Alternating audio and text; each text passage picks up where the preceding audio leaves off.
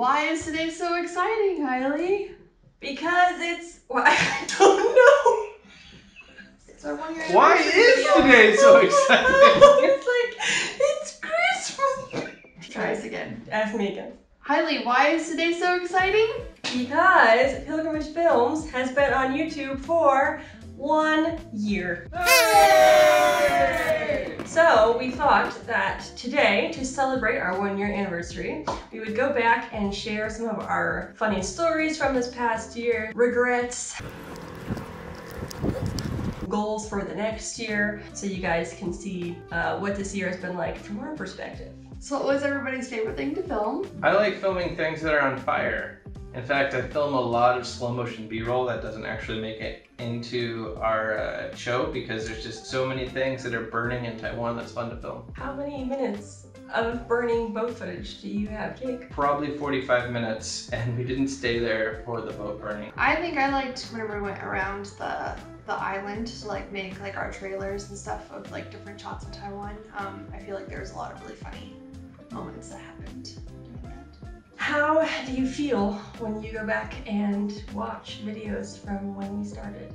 It's like that feeling of when you open up Facebook or maybe an old junior high yearbook and you've got braces and you're like 300 more pounds overweight. And you're wearing a shirt for something that's just really not cool and did not age well. And you just cringe internally. That's how I feel when I watch our first 9 videos. I don't want to watch them. That's how I feel. What was something you had to cut that you regretted? I don't really regret. I'm very critical, so I can easily cut things with no problem. Yeah, I feel like we're more like, let's cut more things.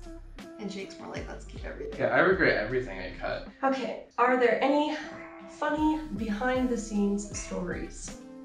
Our blood video, we went to take the thumbnail image at the end, and for some reason, it was so ridiculous. We had just discovered that we were about to have no water for 3 days a week because there was a drought in Taiwan at the time. That really affects Emily's emotional health. And so I was going over to look at the photo and I saw it and I just started laughing. This is when I found out that I have this condition where if I laugh too hard, I just black out. And so next thing I know, I'm hearing people yell, scream, talk at me, and I'm like waking up on the floor. And I guess I fainted pretty hard. Jake's a pretty big guy, and like watching him kind of just plank, like fall backwards, like no bend in the knees, nothing, just hits the floor, but his head like hit the computer, like. Which didn't have sharp corners, which I'm thankful for. I thought he like might have died. Like honestly, like I was like, this is the end of Jake, and it was so sad. One funny story that now is funny, but at the time was absolutely terrifying. Someone said they had a camp event at a church nearby, and they were like, hey guys, you've got a drone. The church we're in has a really tall ceiling. How about you bring your drone and you fly it inside the room? Now, I don't know a lot about flying drones. At the time, I knew less because I hadn't had a drone for very long. And so initially, I was like, flying inside of the building seems like a bit of a problem. But, you know, if he says the ceiling's high, I have to preface this too, before Hailey flies this drone in the building, they didn't want the kids to be looking at the drone the whole time. So the person on stage says, kids, there's gonna be a drone flying around, nobody look at it. And drones, they're unbelievably loud. This one specifically, it feels like you have a helicopter in the room with you. Anyway, I happen to have an ND filter on the lens, which I forgot. That's there for like when you're in the brightest of sun. So I start flying it inside this room and I'm looking at the monitor and I'm like, I can't see anything. Well, the other thing about drones is they sense things around them through the video. So if you don't have any light, it can't sense anything. So it keeps telling me like, mer, mer, mer, can't sense. I'm like, me neither. What? So I was like, okay, it's clearly not working. I was like, well, this is pointless. I need to take the filter off. So I've got to land it now. Well, at this point, I had started on one side of the auditorium and I had moved to the other. So I was like, okay, well, I'll just land it on this side. The other thing about this room is the main part of the ceiling is tall, but on the edge, the ceiling is way lower.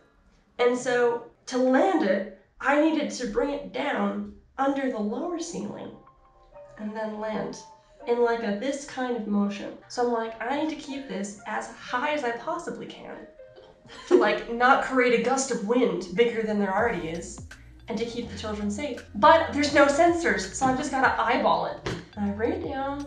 I'm like, okay, that's like really close to the ceiling. Like that's as close as we can get, which is where we want it, right? Because we don't want to hit the kids. It would have been fine if the drone flew straight, but I'm an idiot and I forgot when you put like a forward thrust, it tilts to fly. So it starts flying forward. This back part hits the ceiling. Drone starts So hard, by the way. pummeling, smacks the ceiling, slams into the back wall. Praise God, there was no one at the back wall. The kids were in front of it. Meanwhile, I'm watching my $1,000 drone fly into the wall as a result of my own incompetence. How could this happen to me? I made my mistakes. And it didn't turn off. It's like still going. It's making so much noise at this And- point. You think it's gonna explode. It's gonna like start getting a mind of its own and it's gonna like run through the kids and kill them all. So I run to the drone. It's got spinning rotors, so I grab it, end up slicing my finger trying to grab it because the rotors are freaking fast. I pick it up and I realize it's only getting faster and harder for me to hold. But I need to get it out of this room before it like explodes. And he's like running. So I'm like holding it down with all of my strength. I run out into like the foyer area where there are no kids, and there's Jake. So then I'm there trying to hold down this drone so it doesn't like fly through the roof, because at that point I'm pretty sure it will. How can I control it with my hands if I'm holding it? So I give Jake the controller and like, can you turn it off? I'm the only one who's flown the drone before, which is a problem. So I'm holding it. Jake looks at it and he's like, how do I turn it off? Here's a red button. Let me try that. What's the record button?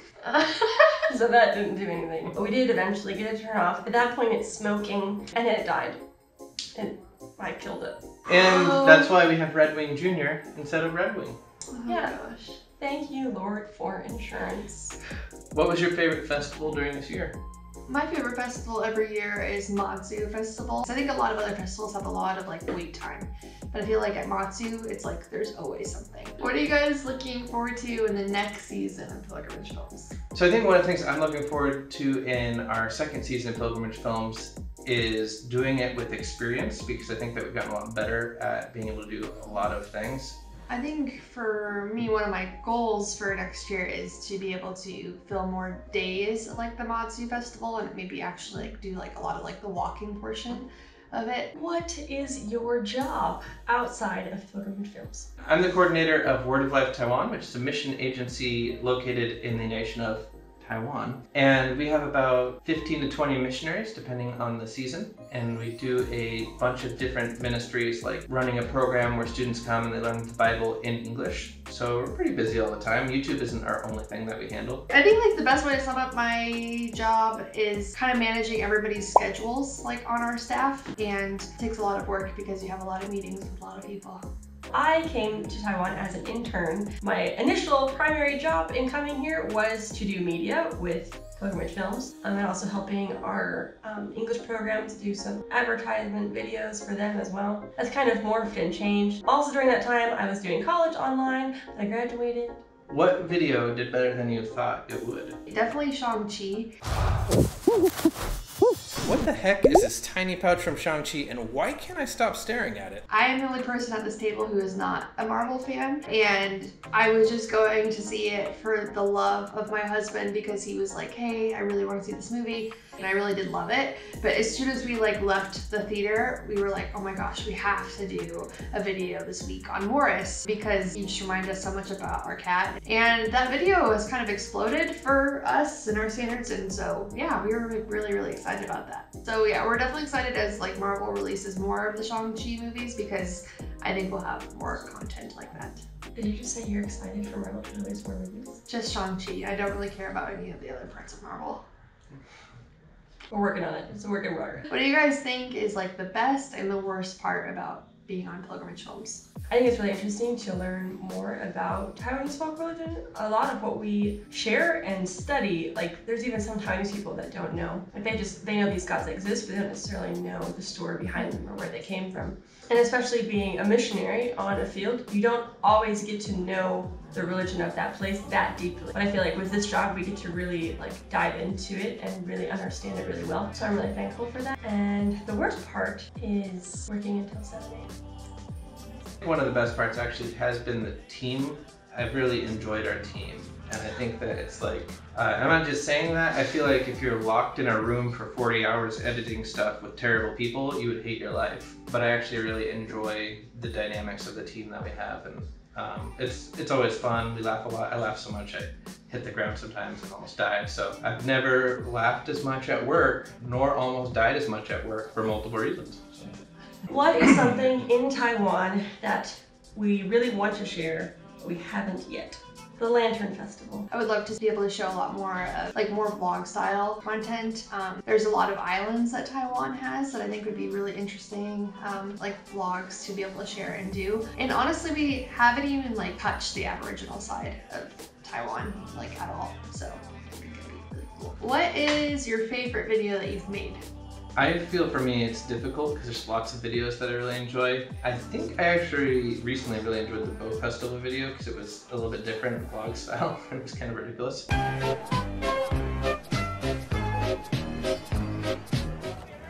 loved the trailer. Like I love being able to go around to different places, and I know that not everybody's editing style is this way, but I really love matching things to music and like making like beats and sounds on stuff, so I love that.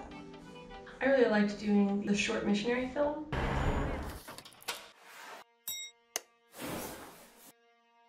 Today, I left home and I arrived in Taiwan. I feel like videos like that are very, like, they can be very emotional and inspirational, and you can tell like a really deep story within 2 minutes. So I think it's a really cool way to do that. So I enjoyed that. Now we have a speed round. Hey! Okay, what is the latest you've stayed up editing videos? 7 a.m. 5 a.m. They sent me home. What was the biggest letdown this past year? I think whenever things get canceled. Burning Boat Festival. I did nothing for 4 hours and took videos for 20 minutes. Are you tired? I think everybody's at their breaking point. Yeah. Pig festival, because when I got there I was like, it's a really big pig. And then I felt like I didn't know what to do. Quick goals for next year. Subtitles on our videos before they release. Full-on Matsu vlog. More drone footage. We want to go on a trip around Taiwan on scooters and vlog the whole thing. The best gimbal handler. Joe. We can't use it. We have to. A breaking point that you've had. There was one time we were trying to get a star lapse and we had been filming all day. I had been driving, and me and Hailey both fell asleep on the side of the road. Trying to balance the gimbal. Breaking point every time. The most time-consuming, least rewarding shot. This one's mine. You took the shot. We took a series of pictures for 30 minutes, walking towards Foguanshan as this giant Buddha. We all got sunburnt taking in because it's a hyperlapse. You walk and you take a picture, and you walk and you take a picture. It's a series. It was so bright that day. Like I couldn't see what I was even taking a picture of. Hailey's just like, hold your arm. Like Hailey was walking with me every step of the way, and she's just like, just make sure you're not moving your arms. And I wasn't moving my arms. But she was moving her arms. I didn't know. Because they're all pictures, you gotta put them all together. Now usually you can just be like, whoop, put them all together, and it looks like a video where you're just like walking towards this giant Buddha. But it looked like a video where you're walking towards. What else was wrong with it? And Jake? Okay, I cleaned that camera. our camera lens had all these spots on it. And it was this really bright day with this bright blue sky in the background. And you look at the shot, you just have these like spots all over it. And then every shot is different. There was like over 300 pictures. So I had to go through and edit every single picture. Check out all the spots. Aligned all the pictures. Took me 17 hours. 17. Watch this and bask in its glory. And it's still shaky, but I gave up.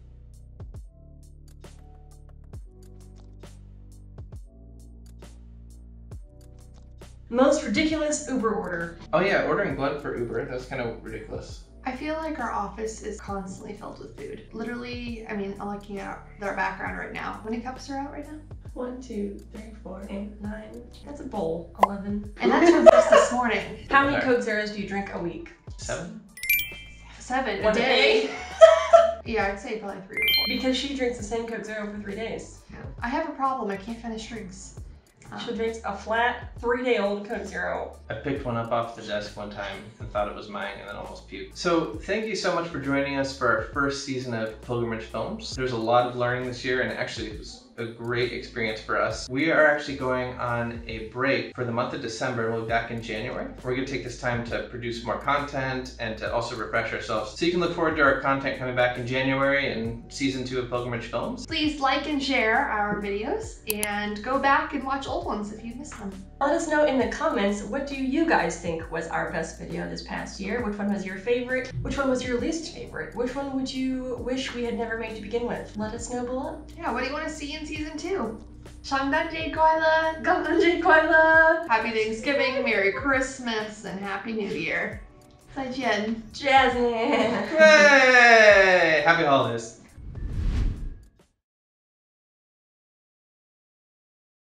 He fainted like so hard, like falling. Like Jake's a pretty like big guy. Like he's really tall, and it's like I don't know, like you are. You know, you're. Okay, I'm just kidding. All right. Wendy. So Jake's a pretty tall guy, and You can call me fat.